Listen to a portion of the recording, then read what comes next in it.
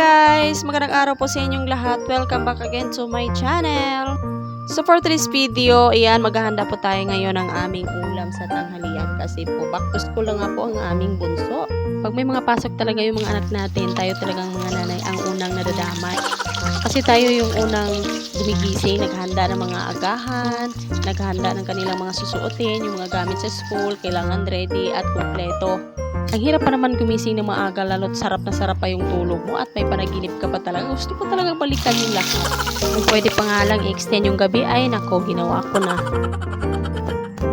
So ayan, dahil tatlo na nga lang po kaming makain ngayon dito sa tanghalian, ayan, nagluto lang ako ng 3 pirasong hotdog para sa aming bunso at 1 pirasong isda. At nagluto lang ako ng konting gulay na may sabaw ay ang aming lauoy. Wala namang eksaktong ingredients talaga ang lauoy. So kung anong meron ka lang dyan na gulay, lagyan mo lang ng maraming tubig at luya, sibuyas, tsaka kamatis. Ayan, lauoy na po ang tawag dyan.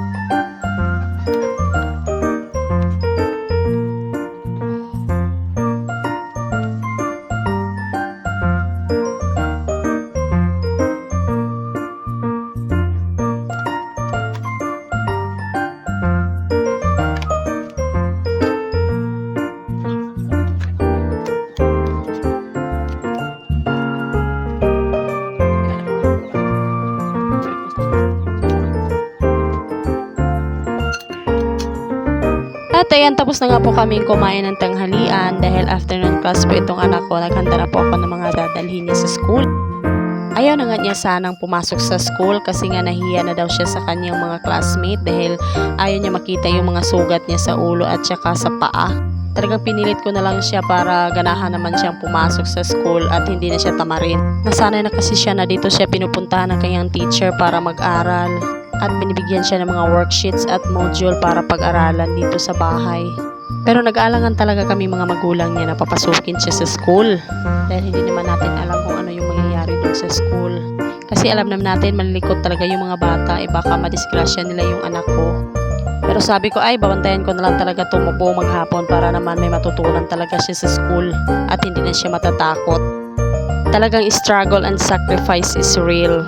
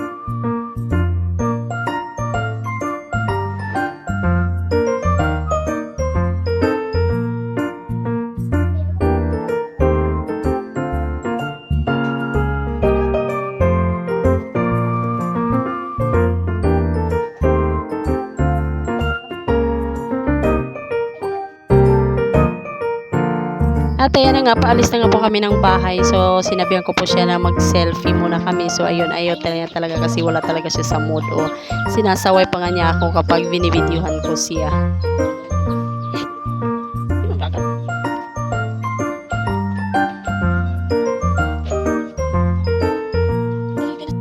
At syempre dahil raketera tayo, ayan, meron tayong pa-order. Sinabay ko na rin sa paghatid sa kanya para isahan na lang din. At ayan, dahil mainit nga at mahina pa siyang lumakad, so ayan, karga-karga na siya ng kanyang papa.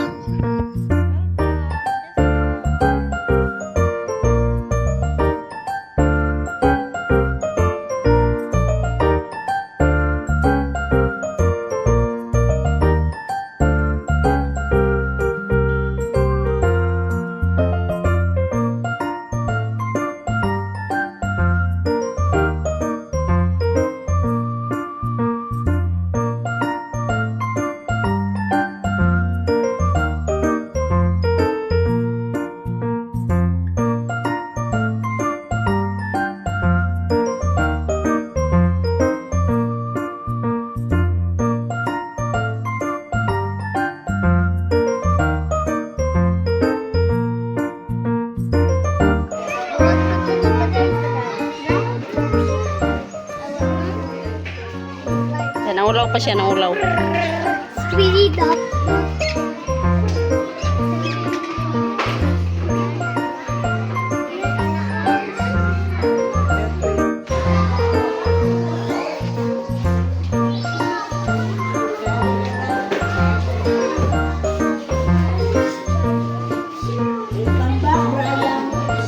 Pagkita tayo siya ganahan mo eskwela. Dili ko mo eskwela. Si Ma'am Raparia. Dili pwede. Si Ma'am busy na ka.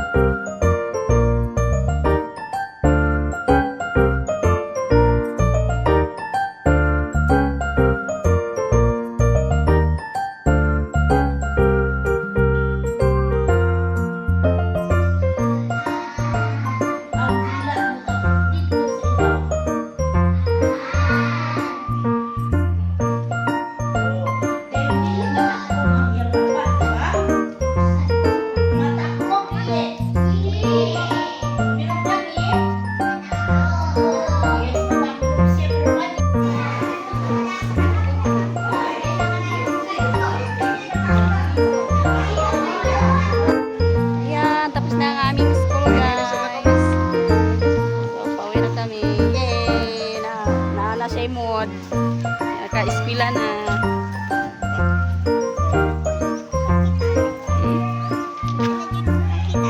Ha? Yan, pauwi na po kami. Pauwi na po kami, guys. Bri, shout out. Shout out po talaga. Tapos ng aming klase, 2 hours na klase. Kanina wala siya sa mood. Ayaw niya talagang pumasok. Pero ngayon, ayan. Gustong gusto na niya. Ayan.